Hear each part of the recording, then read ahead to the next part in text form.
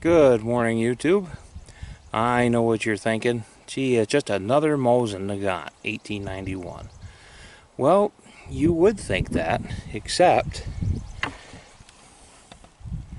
this one's made by Remington.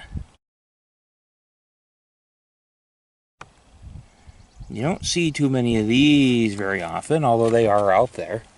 But you don't see them really in the midst of all the surplus guns. So this is one I picked up recently. I've not fired this gun yet, that's why I'm here today. And this is, of course, a Mosin Nagant 1891. This one was made in 1917.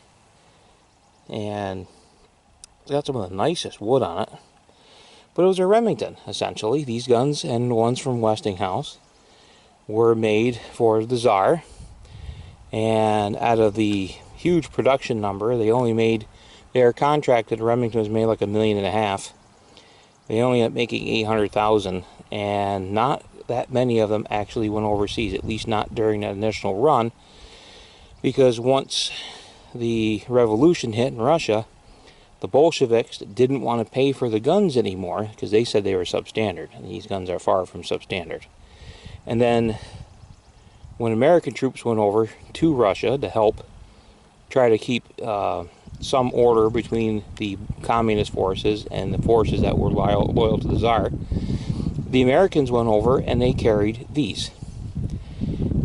And they carried these 1891s, and they were figured, why not? They were in U.S. inventory. The U.S. government bought a lot of Remingtons and went and ended up saving Remington. And then they bought all the Westinghouses that were left over as well. And then they ended up selling them and surplusing them, and they were scattered to the wind. Some ended up in the Spanish Civil War. Some ended up in the hands of Finland. This is not a Finnish gun. This is also not a Spanish gun. Although it has had the later 9130 front sight added to it. It also has a non-Remington barrel band. It has a pre-28 Russian barrel band. Everything else, except for the bolt itself, is numbers matching. And I'm going to give it a try. The rifling in the bore is excellent, and I've been told that these guns are very accurate, especially the Remington guns. This is not a circle your surplus guns you've been seeing. The bolt on this gun is the smoothest I have ever seen on any Mosin. It's just slick beyond belief, and I was told many of them were. I'm going to give it a shot or see what it's like. I'm going to try it at 50 yards with basically just a silhouette target, and I'm going to try it at 100 yards, see how it does. And this, I've got a couple different types of ammo here. I've got some brown bear, and I've also got some surplus ammo that I picked up that's dated 1982. And other than that, that's what I'm going to try and see how it works.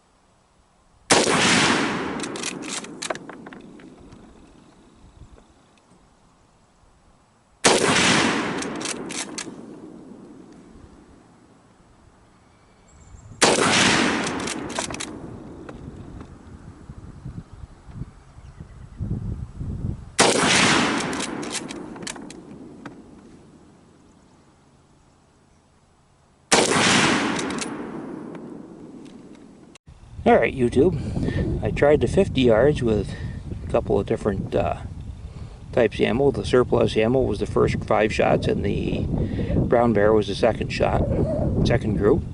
Now I moved it back to 100 yards, and let's see what I can do with that. I will say one thing, these Chinese-made stripper clips, these aftermarket, are worthless with this gun. They do not work no matter which type of ammo I use. So I'm going to have to find some good old-fashioned Russian-made stripper clips to get this to work. Well, let's try 100 yards.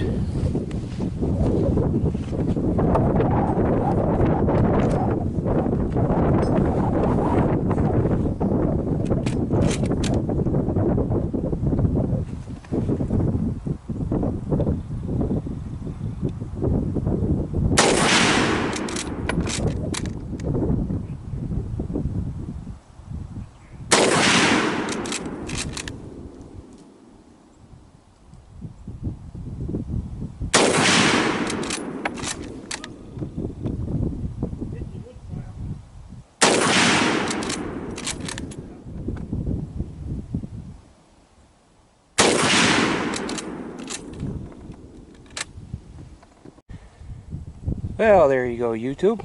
That's 100 yards at this very top. I had one kind of drop a little low, but it really shoots fairly well. Considering I'm using brown bear and the very bottom group is surplus ammo, but at 50 yards it hit group very nice, all things considered.